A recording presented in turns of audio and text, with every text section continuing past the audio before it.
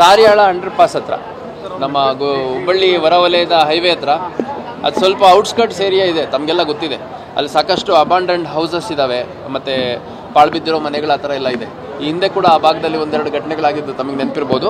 ಹಂಗಾಗಿ ತಾರಿಯಾಳ under pass ಹತ್ರ ಇರುವಂಥ ಒಂದು ಅಬಾಂಡನ್ ಹೌಸ್ ಪ್ರಿಮೈಸಸ್ಸಲ್ಲಿ ಒಂದು ಘಟನೆ ಆಗಿದೆ ಅನ್ನೋದು ತಿಳಿದು ಬಂದಿದೆ.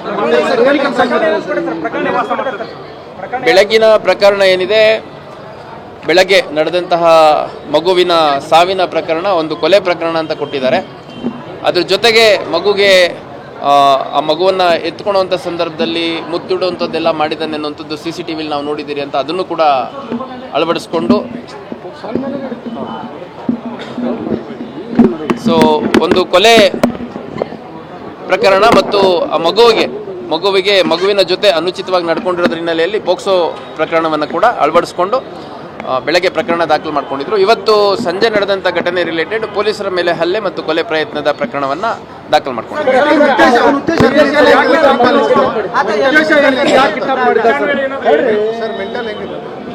ಈಗ ಆ ವ್ಯಕ್ತಿ ಮೂಲತಃ ಬಿಹಾರದ ಪಟ್ಟಣದವನು ಅಂತ ಹೇಳ್ತಾನೆ. ಅದನ್ನು ನಾವಿನ್ನೂ ಅಸರ್ಟೈನ್ ಮಾಡಬೇಕಾಗಿದೆ. ಅದ್ರ ಜೊತೆಗೆ ದಯವಿಟ್ಟು ಕೇಳಿ, ಅವನ್ನ ಇಂಟ್ರಾಗೇಷನ್ ಮಾಡಿದಂಥ ಸಂದರ್ಭದಲ್ಲಿ ಅವನು ಬಹಳ ಕಡಿಮೆ ಡೀಟೇಲ್ಸನ್ನು ರಿವೀಲ್ ಮಾಡಿದ್ದಾನೆ. ಅಂದರೆ ಎಷ್ಟು ಅವನಿಗೆ ಸೈಂಟಿಫಿಕಲಿ ಇಂಟ್ರಾಗೇಟ್ ಮಾಡಿದರೂ ಕೂಡ ಯಾವುದೂ ಹೆಚ್ಚು ಮಾಹಿತಿಯನ್ನು ಅವನು ಶೇರ್ ಮಾಡಿಲ್ಲ. ಅದ್ರ ಮೇರೆಗೆ ಅವನು ಎಲ್ಲಿದ್ದ ಅನ್ನುವಂಥದ್ದು ಕೇಳಿದಾಗ ಹಿಂಗೆ ತಾರಿಯಾಳ್ ಕ್ರಾಸ್ ಅಂಡರ್ ಪಾಸ್ ಹತ್ರ ಇದ್ದೆ ಅಂತಂದು ಹೇಳಿದ್ದಾನೆ. ಅಲ್ಲಿ ಹೋದಂಥ ಸಂದರ್ಭದಲ್ಲಿ ಘಟನೆ ಆಗಿದೆ. ಈಗ ಆ ವ್ಯಕ್ತಿ ಯಾರು ಏನು ಅಂತ ಇನ್ನೂ ನಾವು ಹೆಚ್ಚುವರಿ ಮಾಹಿತಿಯನ್ನು ಕಲೆ ಹಾಕುವಂಥ ಕೆಲಸವನ್ನು ಮಾಡಲಾಗಿದೆ. ಯಾವುದು ಇಲ್ಲ, ಅದನ್ನಂತೂ ಭಾಳ ಸ್ಪಷ್ಟವಾಗಿ ಹೇಳ್ತಾನೆ. ಬೆಳಗ್ಗೆ ಅವನು ಎಲ್ಲಿದ್ದ, ಅವ್ನು ನಮಗೆ ಹೇಳಿದ್ದು ಬೆಳಗ್ಗೆ ಎಲ್ಲೋ ಒಂದು ಕಡೆ ಅಲ್ಲಿ ಉಳ್ಕೊಂಡಿದ್ದೆ ತಾಳಿಯಾರ್ ಕ್ರಾಸ್ ಕಡೆ, ಆ ಕಡೆಯಿಂದ ಹಿಂಗೆ ನಡ್ಕೊಂಡ್ಬಂದೆ, ಆಮೇಲೆ ಬೇರೆ ಬೇರೆ ರೀತಿ ಬಂದೆ ಅಂತ ಹೇಳ್ತಾನೆ. ಒಂದೊಂದ್ಸರಿ ಒಂದೊಂದು ಹೇಳ್ತಾನೆ. ಅಲ್ಲಿ ವಿಜಯನಗರ ಏರಿಯಾ ಎಲ್ಲಿ ಮಗುವಿನ ಸಾವಾಗಿತ್ತು ಆ ಒಂದು ಸ್ಥಳಕ್ಕೆ ಹೋದಂಥ ಸಂದರ್ಭದಲ್ಲಿ ಅಲ್ಲಿ ಸುತ್ತಮುತ್ತ ಓಡಾಡಿದ್ದಾನೆ.